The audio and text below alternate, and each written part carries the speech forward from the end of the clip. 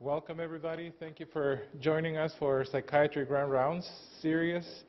It is my pleasure today to have the opportunity to introduce the first of our two speakers for our session.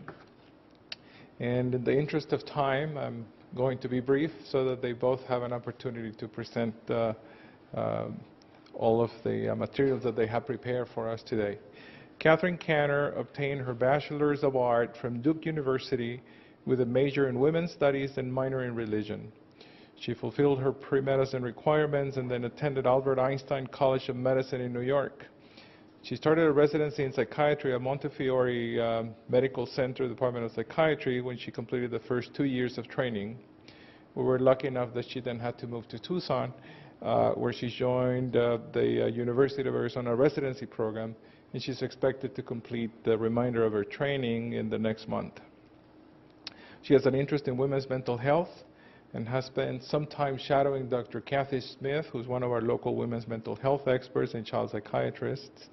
And she also has worked with Dr. Mark Gilbert at the Cancer Center and with his mind-body groups for infertility and chronic illnesses. After graduation, Catherine will be moving to Phoenix when, again, her husband is going to be completing his medical training, and she'll be working at the St. Joseph's Hospital as an outpatient psychiatrist. And she's worked hard as a resident, and now looking forward to have an opportunity to be a mother of three, family woman, and an attending psychiatrist. So today, Catherine is going to talk to us about considerations regarding the pregnant patient in your outpatient psychiatry practice. Please help me welcome her.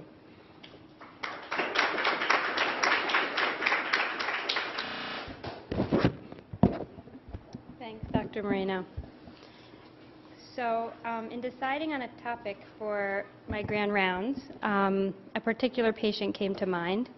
And this is a patient I've been seeing for almost 2 years now. And one day, she spontaneously announced to me that she just learned that she was well into her second trimester of pregnancy. And I'd been prescribing her SSRIs and benzos.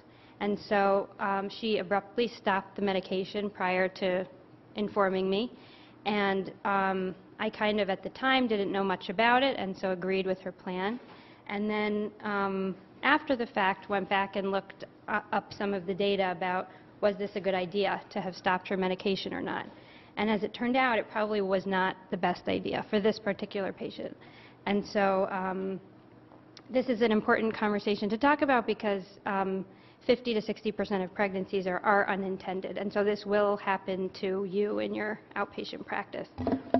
So today I'm going to talk about some background data on depressive disorder and pregnancy, briefly go over the FDA category designations for pregnancy, and talk about their limitations and how we can't completely rely on the designations, and then discuss the two sides of the discussion, the risks of untreated depression on a pregnancy and a baby, and the risks of pharmacologically treated depression with SSRIs. And then at the end, I'll give you some resources. This really is, I guess, designed for practitioners. So you'll have some resources to hand out to your patients and also for yourselves.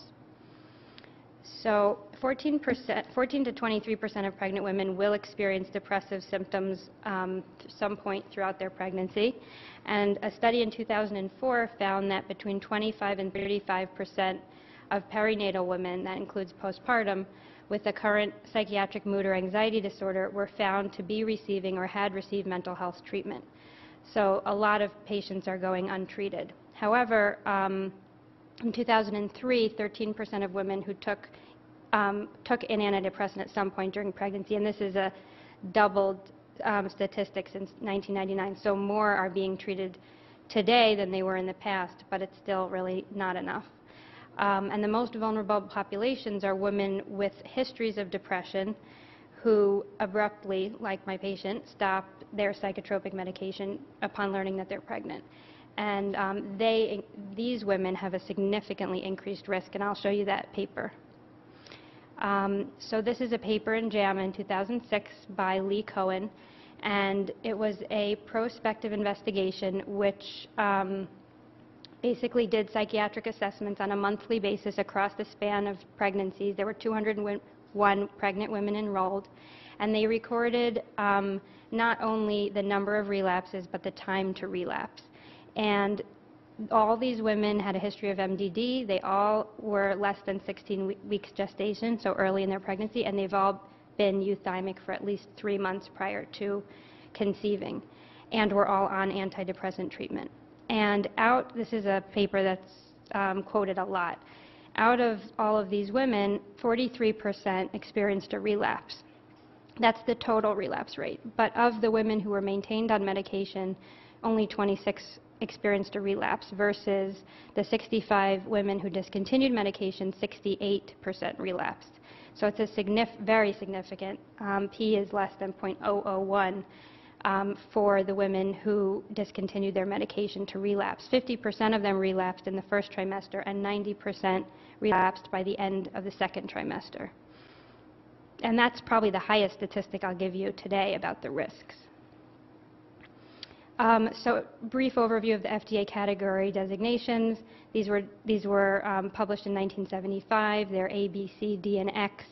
And all of the designations occur in the absence of pregnancy data. So that's the first limitation.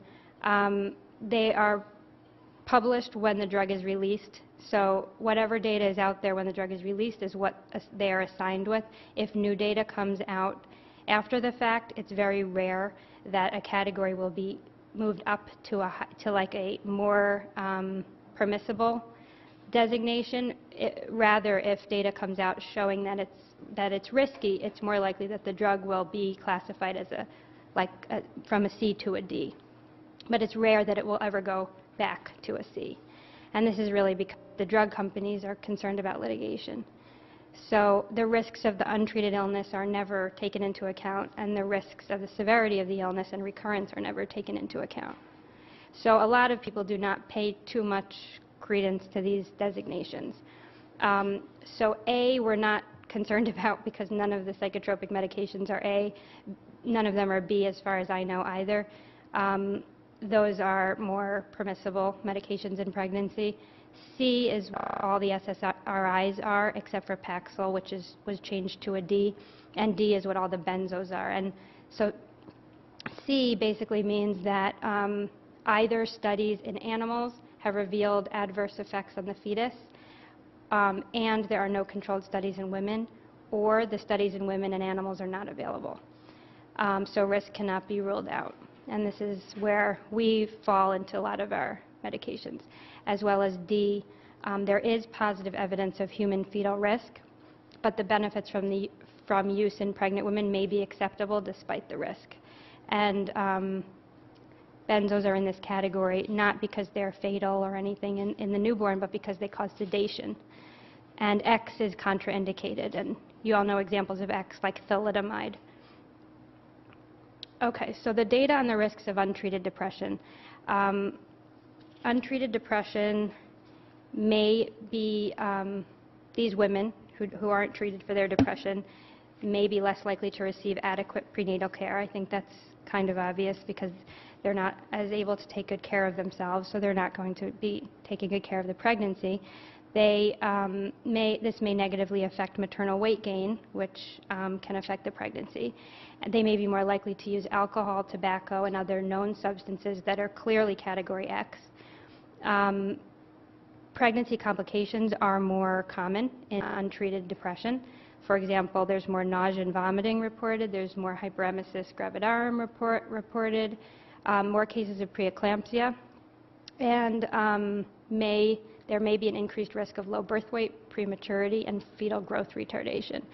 All these things are they're not definitive because some studies show a relationship and other studies don't. And the numbers of women are small in all of these studies. So across the board, the numbers in the studies are lower than in many other drug studies because of the nature of the situation, that we can't give all pregnant women one drug and do a randomized control study the way it's just not ethical. So those are the risks to the fetus of untreated depression. They've been noted to have some behavioral differences when they're born. For example, increased irritability, decreased activity and attentiveness, and fewer facial expressions compared to offspring born to mothers without depression. And this was interesting to me because one of the big risks that I'll show you on the SSRI side are an increased risk of irritability and withdrawal behaviors in the neonate. So it's almost like either way, if the patient has active depression or is on an SSRI, there is going to be, there's a higher risk of some sort of a behavioral syndrome in the neonate. In small studies, they found that newborns of depressed women have physiologic profiles that parallel those of their mothers. For example, elevated cortisol, decreased peripheral levels of dopamine and serotonin, and some other findings. And there are conflicting reports of long-term effects of offspring of mothers who were depressed during their pregnancies. But I think this quote really says it all. If mama ain't happy, ain't nobody happy. And I think everybody knows this is true, whether you're a mother or you've lived with a mother. So the risk of untreated depression for a newborn is tremendous. So now I'm going to talk a little bit about the risks of medication exposure.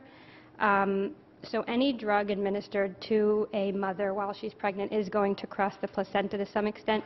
There used to be a belief that the placenta somehow blocked transmit of certain medications, but not others. But that's been disproven. There are three major categories of risk to the fetus. There's the risk of teratogenesis, which I'll discuss, the risk of neonatal toxicity, so high drug levels in the neonate when they're born, or withdrawal from the drug in the neonate, and then long-term neurobehavioral sequelae. So starting with the risk of teratogenesis, it's important to know when certain organs are developed, because then you can know when to prescribe and when not to prescribe. So a teratogen is any agent that interferes with development and can lead to organ malformation or dysfunction. There's a baseline incidence of major congenital malformations in the newborns in the United States that is estimated to be 2 to 4%, and some say 3 to 5%, so no one is starting at zero risk. So the question is really, are the drugs we're prescribing increasing the risk from above this baseline? And in many cases, the answer is no, but we'll talk about it. So different things are formed at different stages. Implantation in placentas, 4th week, brain, spinal cord, primitive heart begin to form in the 5th week, but they're completely formed by the 9th week. Neural tube folding and closure, which form the brain and the spinal cord, are the 6th week, and the palate is between 6 and 8 weeks gestation. And that comes into play when we discuss benzos, which I'm probably not going to do today. But so the risk of teratogenesis, lots and lots of studies have been done about this. It was hard to pick which ones to discuss, but many of them show no increased risk of major congenital malformations in exposed infants, although Paxil does seem to be an outlier, so I'll talk about Paxil. First trimester exposure to Paxil was associated with a 2-fold increased risk of cardiac defects, specifically atrial septal defects and ventricular septal defects. And this caused the FDA to change the category assignment from a C to a D. However, and I'll show you that study, there was a more recent study that did not show an increased risk with Paxil, and this category assignment was not reverted back to a C. So this is a paper in the New England Journal of Medicine, 2007, called First Trimester Use of SSRIs and the Risk of Birth Defects. The overall use of SSRIs was not associated with significantly increased risk, and they did look at over 9,000 infants with birth defects. There were 3 specific defects that they were looking at because they had been reported in the literature as showing a relationship, and those 3 are craniosynostosis, omphallocele, which is an abdominal wall defect, and defects. So Overall, there was no increased risk. However, when they were looking at individual SSRIs, they did find a relationship between, as you can see on the bottom left, sertraline and omphalocele, sertraline and heart septal defects, and paroxetine and certain heart defects. These were statistically significant, but if you look at the numbers of exposed subjects, it was extremely low.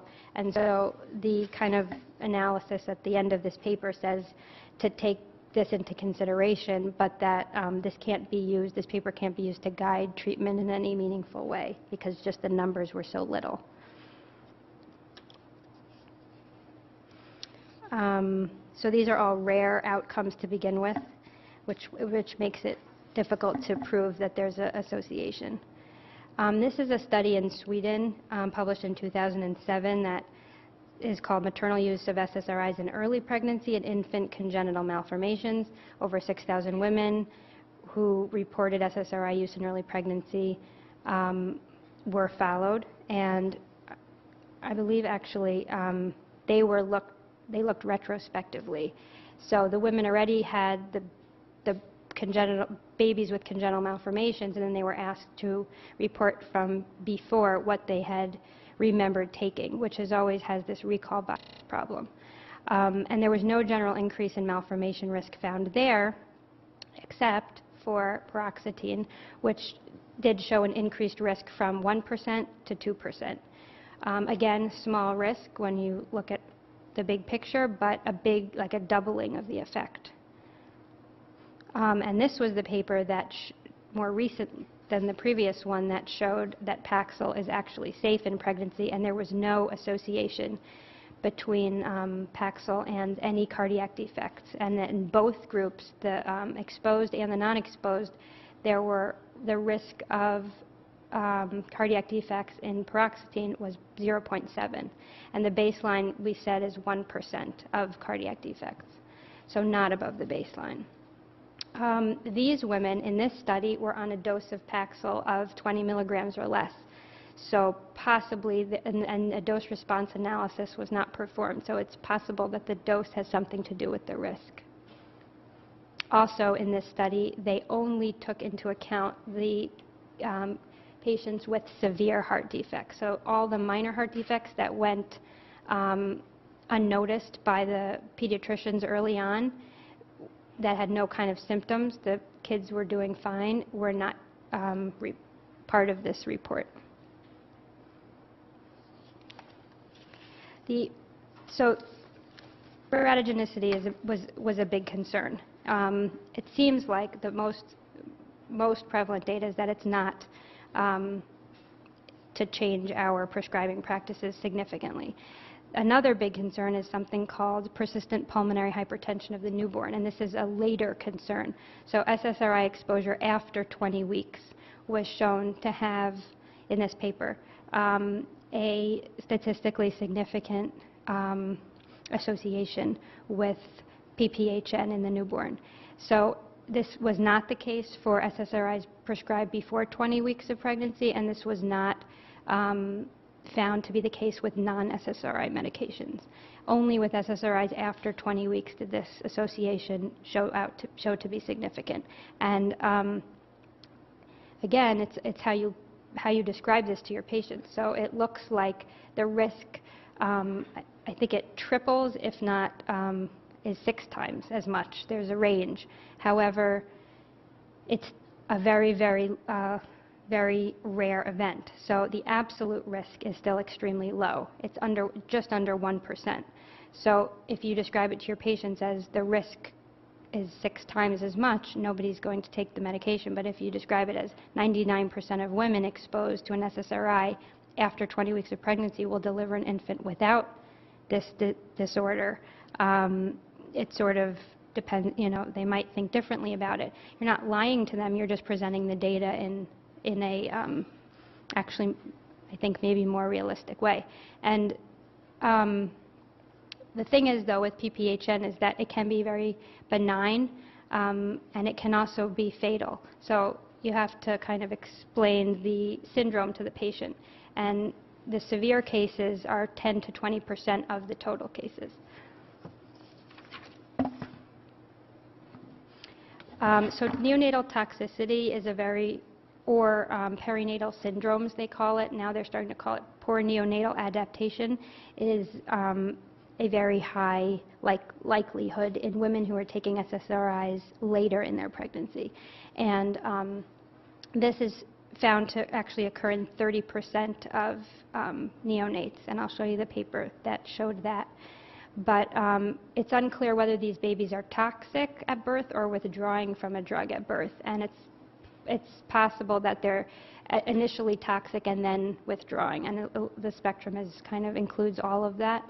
The syndrome includes irritability, tremor, GI or sleep disturbances, hypertonicity, trouble feeding, tachypnea, convulsions, sweating, fever. So it's not a pleasant thing for a mother of a newborn to have to deal with a baby with all of these symptoms. And it can be very stressful, and it is 30% of newborns who will have this. So this should be really discussed at length with your patient. Most commonly reported with paroxetine and fluoxetine.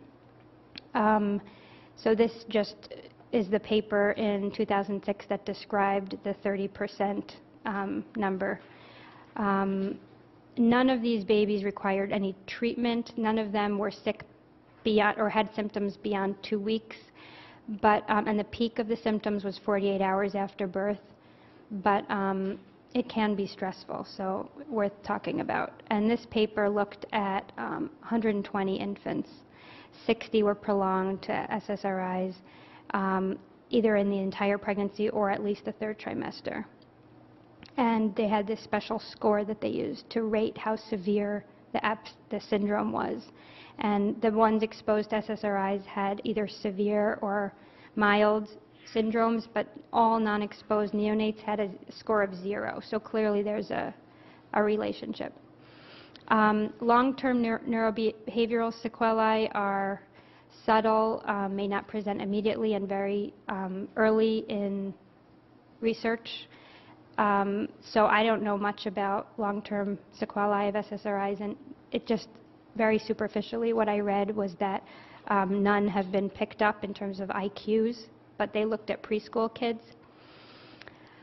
So putting all of this together, the risks of treating depression and the risks of a depression on the neonate, there are some joint recommendations made by the American Psychiatric Association and the American College of Obstetrics and Gynecology that came out in, I think, 2009, that showed for mild to moderate depression to start initiating therapy with psychotherapy, not medication management, and CBT or interpersonal therapies are recommended, and then focusing on the lifestyle changes, everything from nutrition to weight management to prenatal care to childbirth education, planning ahead for when the baby comes, recruiting support, minimizing risky behaviors.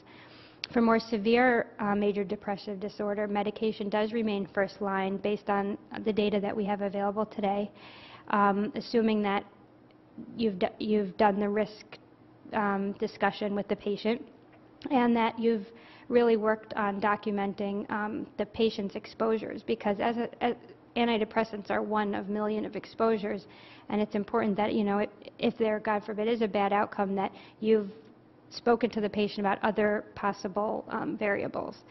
So document any drugs or environmental exposures that they might have taken since conception.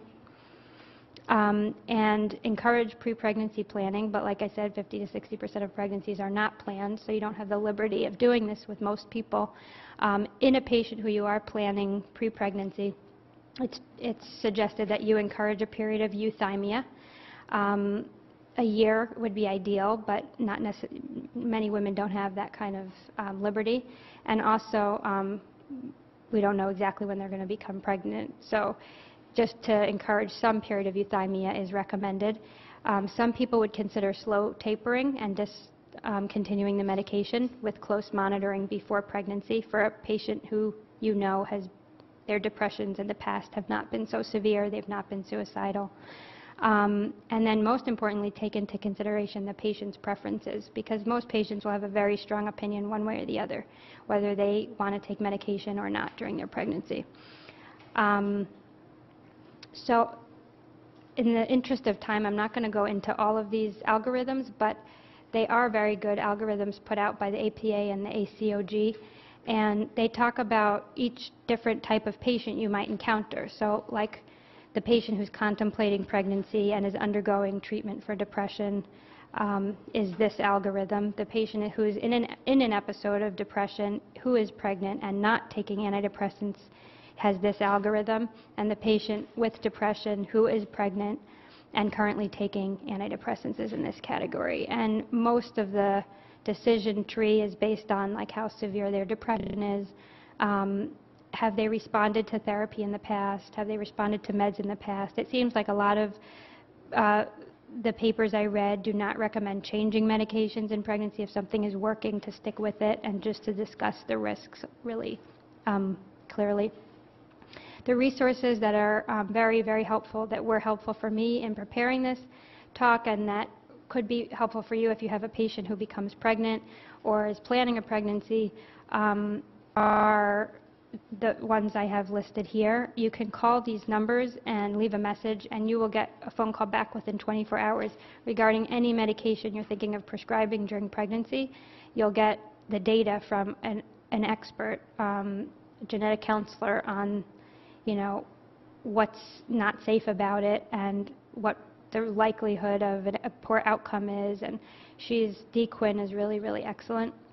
So these are good resources. And she also has a website, otispregnancy.org, where you can actually print out a fact sheet and hand it to your patient, and it will say, you know, one for Paxil or one for fluoxetine, and it will say, it will have commonly asked questions like, when is the drug out of my body from the time I stop taking it, for a woman who's pre-pregnancy planning and doesn't want any medication. So keep these resources in mind. So thank you, and I'm open for questions. One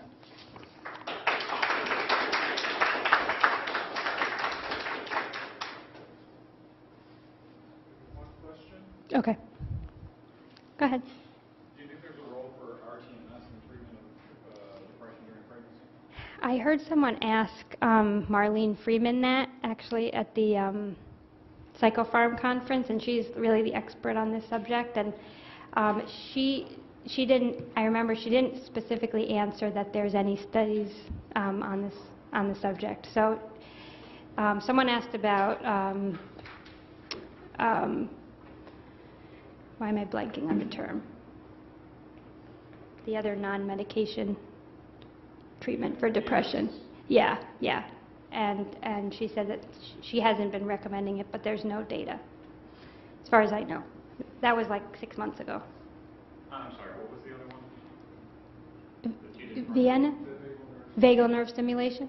Yeah, that takes like months or years. So, I don't know.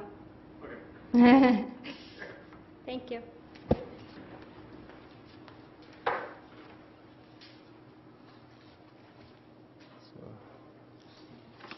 Thanks again, Catherine. And I don't know how we're going to be doing this change in this, but let me go ahead and start introducing Dr. Keaton Dioris. Keaton obtained his Bachelor's of Science from The Ohio State University. We have some Hawkeyes out here. And he had majors in psychology, economics, and a minor of English. He received honors, summa cum laude, and he then attended the University of Toledo College of Medicine, where he also was distinguished as receiving the psychiatrist award for his graduating class. Then he came to the University of Arizona, and during his residency program here, he has done a really nice job in all of his rotations. He's also done really a stellar job with his standardized tests, the PRIDE exams. He's tested in the upper 90 percentiles, which is a nice endorsement of course, everything that he's heard in grand rounds that stuck with him and has helped him through some of those pieces. He has been involved, of course, received multiple honors and distinctions. He's also been involved in teaching and in leadership roles here at our Department of Psychiatry. He's a present chief resident. Has been involved in research as well, including his collaboration with some of our sleep researchers excuse me, in our department, and led to his paper on using actigraphy to measure the effects of selective serotonin reuptake inhibitors on night-to-night variability in awakenings. This paper earned him also an award at the National Meeting of the American Academy for Sleep Medicine as the Insomnia Section Investigator Award in 2010. So in a related presentation today, he will be talking to us about strange bedfellows, antidepressants, and sleep. Please help me welcome Keaton.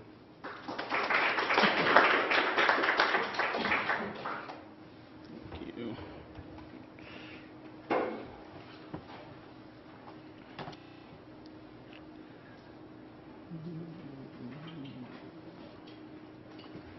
All right. Thanks, Dr. Moreno, and thanks everyone for coming. So when I chose this title, Strange Bedfellows, initially I was thinking maybe I'll look at the use of propofol for insomnia. But as I reviewed the literature, I really only came across one case of that, and so scrapped that idea. But as I looked more at antidepressants, I found that they're pretty quirky in how they work on sleep as well. So it's still pretty applicable.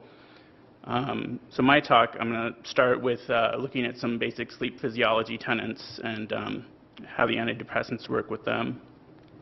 Then I'm going to look at how sleep parameters play into psychiatric disorders. And finally, I'll focus on the study I was involved in with Dr. Haynes. So I'm sure most of you have seen this sleep staging slide before. This is of kind of an average young adult sleep cycle over the night. A couple of things to take away from this. These black shaded bars are REM, when we're dreaming. And you'll see that they occur every 60 to 90 minutes, and they progress as the night goes on. We have more in the early morning. These other stages, 1 through 4, are called non-REM. And 1 is probably what you guys are feeling now, just about to fall asleep. And 3 and 4 are known as the delta wave sleep, the slow wave. These are thought to be the most restorative stages of sleep. And if people don't get them, they complain of a subjective sense of fatigue they've found in studies. So those are kind of the main tenets of that. Now I'm going to look at the TCAs and sleep. My focus on this talk is primarily the SSRIs, but I just wanted to at least summarize some of the general findings for these. So amitriptyline, imipramine, doxepin, and trimipramine have been studied the most. And in general, tricyclics show these trends. Decreased sleep latency, meaning the time it takes to fall asleep, increased total sleep time overnight, and then decreased REM. And we're not exactly sure of the implications of decreased REM because it's been kind of controversial. But we do know that clomipramine decreases REM the most, and trimipramine decreases it the least. But we're still trying to figure out what that means. But just even though SSRIs are kind of our primary line nowadays, just to let you know, in the past year they've been marketing doxepin, a classical tricyclic, under the patent of Silenor quite heavily. And just at the recent APA, they had a huge booth set up just for Silenor to treat insomnia. When we turn to the MAOIs, there's very little actually written. There haven't been very good placebo-controlled studies. The classic ones almost completely take out our REM cycles over the course of a night. So there's pretty much no active dreaming. They also decrease our total sleep time. And there's significant side effects with insomnia, up to 62%, and daytime sedation, up to 42%. The selectable reversible MAOIs, it's really just a mixed bag. There haven't been good studies establishing one way or the other what's happening. So now I'm going to look at the SSRIs, which, like I said, are the main focus of this talk. They're primarily working, we think, on the 5-HT1A and 5-HT2 receptors. And initially they thought, well, the serotonin is really acting to, in our states of sleeping. But the more recent studies kind of show that it's actually the opposite, that it's playing a role in when we're awake. So our normal assumption is, well, we use SSRIs on people and we treat their depression and anxiety, and we should be improving their sleep by taking care of those disorders. But it's not that simple, because up to 25% of people taking SSRIs still note sleep disturbances even after their mood has improved. And the rates of insomnia on SSRIs have ranged from 5 to 35%. So what we often do to treat this is we start using a benzo or trazodone. But there's actually a whole host of sleep disturbances that have been found with SSRIs in the literature. So one is increased sleep latency, meaning it takes more time to fall asleep. Another is decreased total sleep time, decreased REM, periodic limb movements throughout the night. Interference with slow wave sleep has been found in some studies, not all, but we talked about slow wave sleep being that nice deep restorative sleep, and then increased awakenings, which was what our study was looking at. As far as how serotonin, we think, now is functioning in sleep, we know that the median and dorsal raphe nuclei are where the major serotonergic fibers are, and that's going to innervate much of the CNS. The serotonergic neurons are active in waking, less active during non-REM, and pretty much inactive during REM. So as we aggregate all the pathways, it looks like serotonin is just inhibiting the REM-producing cells.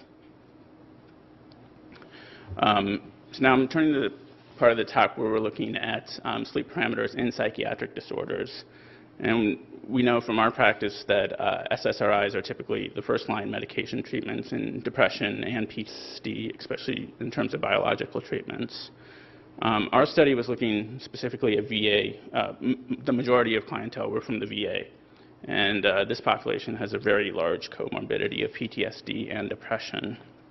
And so as we reviewed this literature, we saw there's not a lot of, we didn't really see anything using actigraphy to look at the sleep disturbances with SSRIs in people who had comorbid PTSD and depression. So this is a little bit about PSG and actigraphy. When they do a sleep study, what they do is polysomnography, also known as PSG. And in these studies with SSRIs, they have people come in and usually sleep for just overnight, one night, sometimes two, but it's usually like a one and done type thing. And that can be useful, but we know from other studies that when there's insomnia associated with depression or PTSD, there's actually a lot of variability from night to night. And PSGs won't always catch that because we're using them for such a short amount of time. We've also seen this variability with people who have depression in their night-to-night sleep. So in these cases, actigraphy can be a little bit more useful because we can monitor people's sleep for days to weeks if we want to. So the studies that have been done looking at actigraphy and PTSD and MDD, they've looked individually at depression and PTSD, and they found that in depression, there's increased nocturnal motor activity and decreased total sleep time. And the PTSD findings are mixed. There were two studies saying there was really no difference when we looked at actigraphy, but there was one study which showed that people actually woke up more than they thought they did when they self-reported in a sleep diary. So our study, the primary goal was trying to look at, from night to night, what the variability is like in awakenings and other parameters that look at wakefulness among people who take SSRIs versus those who aren't, and we were using actigraphy. And then a secondary goal, we were looking at just the averages, of course, across the period of time. So our design, we used a cross-sectional analysis from treatment studies on patients. They had comorbid PTSD and depression. They were recruited from the Southern Arizona VA, the majority of them. There were a few from community clinics as well. And I'm not going to go through all the exclusion criteria, but some of the things to keep in mind is these people were screened to make sure that they had not been abusing substances in the past 30 days, and they were also screened to make sure that they didn't have a primary sleep disorder already going into the study. To ensure this, we used, to screen who had depression and PTSD, we used the SCID. And as the SCID was being performed, we also had our researchers collect their antidepressant lists and reconcile it with the list of antidepressants we had on hand. To monitor the severity of their symptoms, we used the PTSD checklist, which has been validated in a lot of studies, especially through the VA. And then as far as measuring the actigraphy, we used the ActiWatch, which is down here. It's a little picture of what an ActiWatch looks like. And the mean that people wore this ActiWatch was about 5.5 nights. And the things that we looked at as far as outcomes were how many times they would wake up, a term in sleep literature known as WASO, which means the amount of time they spent awake after the onset of sleep, and then the percent of time that's spent awake after sleep. And these were the ones that were found to be significant. And ANOVA techniques were used as far as the statistical analyses. This is some of the demographics of the participants. You can see that we had a pretty even number on the SSRIs versus people who weren't taking SSRIs. Age was pretty similar as well. Being primarily recruited from the VA, these were mostly males, as well as primarily Caucasian and mainly vets. And then the PCL score, which we were using to track their PTSD symptoms, you can see it was slightly higher in the SSRI group, which you would expect that if people had more severe PTSD, they'd be prescribed SSRIs. And then we ran chi-square analyses on these and saw that there were no statistically significant differences between the two groups in any of these measures. So these were our results. First thing you're looking at here is the number of awakenings across a night. And this is a mean average. So you can see the group who was not on an SSRI were down about 24 awakenings per night on average, whereas the SSRI group was close to 39. So a pretty significant difference, about 15 more awakenings per night on average. Now this is turning to what we were really looking at, which is the night-to-night variation. And to measure this, we looked at the standard deviation in the two groups.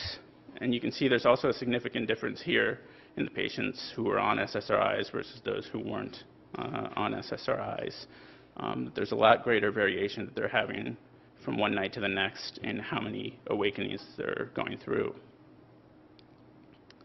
And then these are, again, going back to the means, the term I had talked about before, WASO, wake after sleep onset. You can see that they're spending, on average, the SSRI group, about 20 more minutes up throughout the course of the night. And they're a little bit over 12% of the night that they're up as well, compared to almost 9% in the non-SSRI group, which was significant with a p-value of 0.04. And then again, we turn to the night-to-night variation, looking at the standard deviations. And we see that WASO was associated with significantly more variation from one night to the next in the SSRI group. And the percent of time that they were awake was also associated with much more variation. So in summary, we know that individuals prescribed SSRIs experienced, on average, more frequent awakenings, more wake time after the onset of sleep, and more time awake in bed. And then, in addition, looking at the nightly variation, the standard deviations, we saw that there was also an increase in those measures in the number of awakenings, WASO, and the percentage of time spent awake in bed. So our conclusions were that this study was extending and confirming PSG findings that show that SSRIs can contribute to fragmented sleep. And specifically, using actigraphy, which let us record over more nights, helped to elucidate some of the nightly variation in wakefulness associated with SSRIs. From a behavioral perspective, SSRIs may additionally hinder patients' abilities to establish a routine sleep-wake pattern.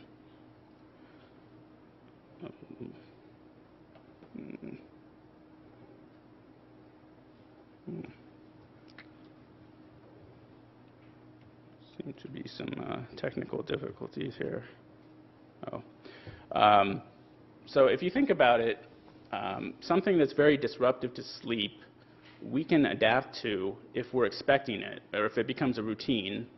And as an example, here's something we would think is disruptive to sleep: water, that this baby actually has adapted to because it's predictable and routine and actually likes. Turn off the water. She wakes up to turn it back on. You've heard of Pavlov's dog. This is Pavlov's daughter.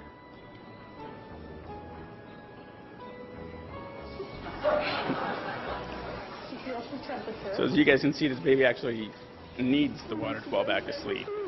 And the point of this is just that if we're having that much night-to-night variation when we're on SSRIs, we really never know what to expect from one night to the next.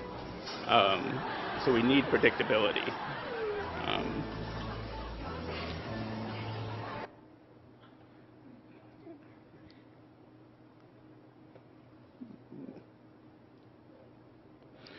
So some of the considerations and limitations of this study, well, it was a cross-sectional design and we didn't do a controlled trial. There were other sedating medications involved as well as SNRIs. And these were all, the SNRI people in the study were actually placed in the non-SSRI group. So I'm guessing we'd actually probably have more robust results if we placed them in the SSRI group. Because from what the literature has shown, SNRIs can be some of the most disruptive to sleep. The few studies that have been done on venlafaxine show actually a lot more awakenings than any of the SSRIs.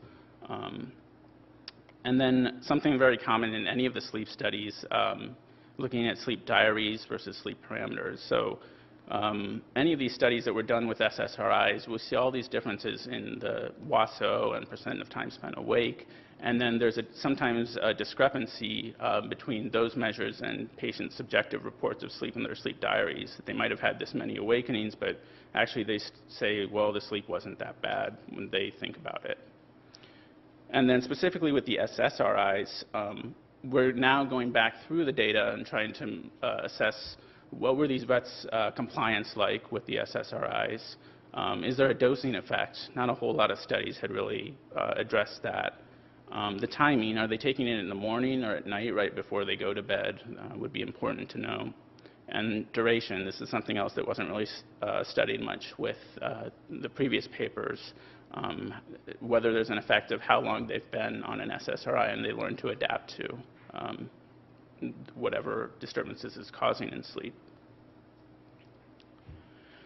Clinically, so we know that SSRIs demonstrate the potential for sleep disruption, and there's even been papers saying that once mood has stabilized from SSRIs, that about 35% of the time sleep difficulties can still persist. So what do we do? Right now, the common standard is, well, we just throw a benzo on there, throw trazodone in, and try to address it that way. Which works a lot of times, but we know with benzos, especially in the elderly, we always have to worry about cognitive problems, falls, and it's not a completely negligible risk of dependence and tolerance as well. Trazodone, it's less likely that they're getting acclimated to it, but as we go up on doses, we might have issues with kind of this drowsiness, hangover effect, as well as dizziness. And then there have been studies looking at, more recently, using olanzapine to try to treat some of these sleep disturbances, which has been successful, but having someone on a long-term antipsychotic for sleep with all the risks of metabolic issues is also something we have to think about. So I think it points to the need for novel medications to address this arena of depression and sleep disturbances. And we've got some coming out in the market. We'll have to see how they do. One is agomelatine, which is being used in Europe right now, which works on the serotonin receptor, but also 2 melatonin receptors as well. And so that's something we'll have to watch. I kind of worry that they've put a warning already that you need to monitor liver transaminases with it. So I don't know if that'll, I'm guessing it will affect how much it's used. And then another one on the market, which has been released, is vilazodone, similar to Surzone, which is kind of looking at serotonin antagonism as well as some partial serotonin agonism. So we'll have to see if that helps with sleep at all. I think it also points to the need for sleep hygiene. This is the standard stuff we talk with patients about: to sleep in a cold, dark room, establish a regular sleep-wake schedule, those kinds of things. And then CBTI, which is just CBT for insomnia. And this employs cognitive behavioral techniques, but it's also using relaxation techniques, biofeedback, stimulus control, sleep restriction, so it kind of envelopes all these modalities. And the other thing to consider is if you got this patient who's saying, well, you know, I'm feeling better now, but I'm still waking up throughout the course of the night, maybe consider screening them, use a PSG or actigraphy, but usually the insurance companies authorize for PSG, and make sure that they don't have some primary sleep disturbance that's just being exacerbated with the SSRIs. So these are just the acknowledgments of the people in the study. I want to thank Dr. Haynes as well as Dr. Bootson, who were very kind to take me under their wings. And if any of you see Dr. Brightboard, thank him as well for me, because he was very helpful with this presentation and all the research in the seminar. And I'll leave you with this quote about sleep.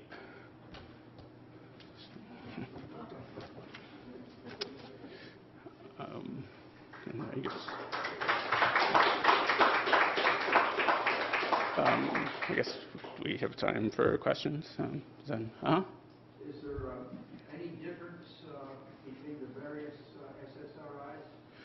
Yeah, so fluoxetine has been studied the most, and they think that that causes the most amount of disruption. They actually, in the studies, have referred to Prozac eyes, a term for people having eye movements throughout the course of sleep, not just REM, even the non-REM stages. So right now, the current thinking is that fluoxetine is probably one of the most. Like I said, venlafaxine comes up even more than that. But we do know that they all have different pharmacological profiles, and so we would expect some differences. But there haven't been a whole lot of head-to-head studies. It's more kind of meta-analyses looking at, okay, this one looked at fluoxetine and placebo versus this one looked at citalopram and placebo, and they kind of compare it that way. Do you think there's a role for nifazodone? Yeah, I mean, I definitely do. Nifazodone, for the psych residents out there on the right, nifazodone and bupropion, it comes up sometimes. They're the only ones that increase REM, which kind of led to this whole dispelling of the theory of that REM is responsible for depression, because these antidepressants work and they actually increased REM. So I definitely do. I think the liver warnings have really shied people away from prescribing it, and it's kind of my same concern for when agomelatine gets used over here. But everyone seems to feel, and the studies actually showed that in some, along with gabapentin and Lyrica, it was one of the medications that could help consolidate sleep more into the slow wave sleep, which theoretically should be more restorative. So I think there's a good role. I just think that fear of the liver toxicity might be exaggerated, so it's not used as much.